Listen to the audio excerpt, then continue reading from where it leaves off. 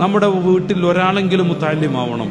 ഇത് പ്രസംഗിച്ചിട്ട് വലിയൊരു മുതലാളി മോനെ കൊണ്ടുവന്ന് എൻ്റെ അടുത്ത് ഏൽപ്പിച്ചൊരു കഥ ഞാൻ മറ്റൊരു പ്രസംഗത്തിൽ ഏതോ ഒരു സദസ്സിൽ ഞാൻ ഓർമ്മപ്പെടുത്തിയിട്ടുണ്ടായിരുന്നു.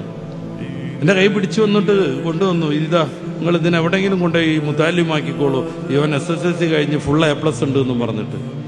ഫുൾ A+ ഉള്ള കുട്ടിയും അവരുടെ ആ ഗാംഭീര്യതയൊക്കെ കണ്ടപ്പോൾ വലിയ സമ്പന്നതയും ബിസിനസ്സുകാരനൊക്കെ ആയപ്പോൾ ഞാൻ കുട്ടിയെ മഴത്തിന് കൊണ്ടുപോയി ചേർക്കാൻ പറഞ്ഞു.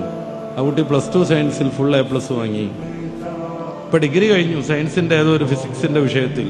അതൊക്കെ കഴിഞ്ഞ് റഷ്യൻ ഗവൺമെന്റിന്റെ പ്രത്യേകം പരീക്ഷ ജയിച്ച് ഇന്ത്യയിൽ നിന്ന് 3 പേര് അവരെ പഠിക്കാൻ PhDക്ക് പോകാൻ അംഗീകാരം കിട്ടിയവരിൽ ഒരാൾ ഈ കുട്ടിയായിരുന്നു.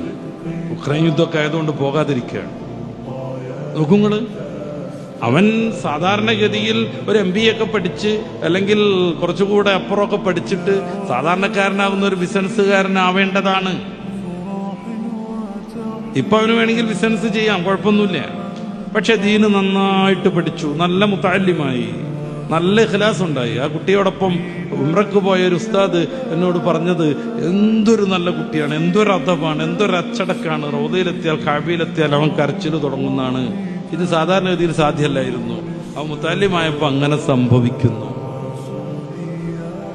ഇതിനാണ് നമ്മൾ സംഗമം നടത്തുന്നത്. എന്തിന് മുത്തഅല്ലിമീങ്ങളാവണം എന്നുള്ളതിനെ കുറിച്ചൊക്കെ ഒന്ന് ഉറക്കെ പറയാൻ. വാർഷികം